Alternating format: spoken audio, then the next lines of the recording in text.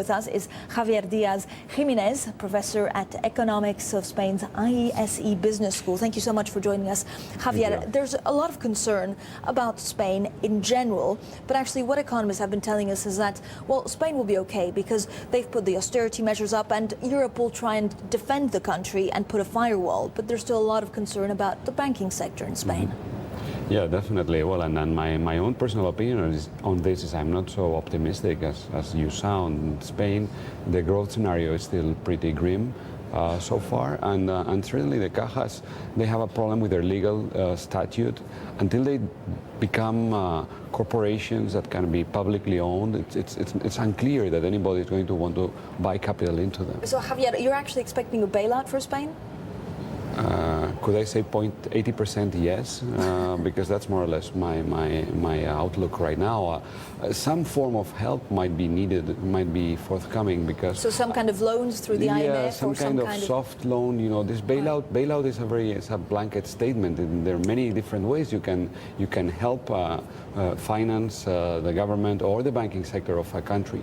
There might be some soft loan from IMF coming forward, perhaps in September when we finalize this cajas restructuring, we end up needing 20 billion or 30 billion, and I don't see the Spanish Treasury raising that on its own. So exactly, for the cajas, exactly what kind of timetable are we looking at, and when will they need to either recapitalize themselves, or if they're just too weak, when will they be taken over? Well, it's pretty much what you said. The deadline today, from today, is today they have to present the plans. Then the Bank of Spain has a couple of weeks to make some kind of comments on them and ask for a different plan.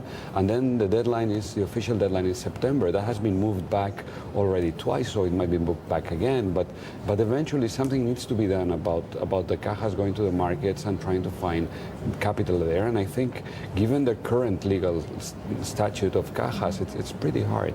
And of course, they have a lot of exposure to Portuguese banks, and they're not doing great, are they? They serve Spain. Spanish banking institutions certainly are exposed to Portugal, and they are exposed to a construction sector which is still in a big slump. We just found out the day before yesterday that now in Spain last year there were about 10% of the number of units that were built last year was about 10% of the peak number of units in early 2005. So. But Javier, at this moment in time, what is the one thing that the government could actually do to help the situation in Spain? Is it just changing the legal status of the cajas so that they can ask money privately?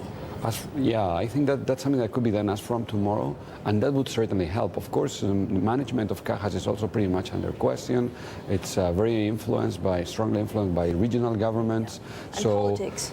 Yeah, so the whole regional politics. So you need legal statute and a different management. That would clarify to investors, if they were to buy into the cajas, what it is that they are buying into, what political rights are they going to have, what type of dividend policies they can expect. But the government hasn't actually given any indication on this yet? No, because it's a very controversial thing, given that there is a strong opposition from regional governments who they have their pet cajas. That's how they get their financing. Javier, thank you. Javier Diaz-Gimenez there.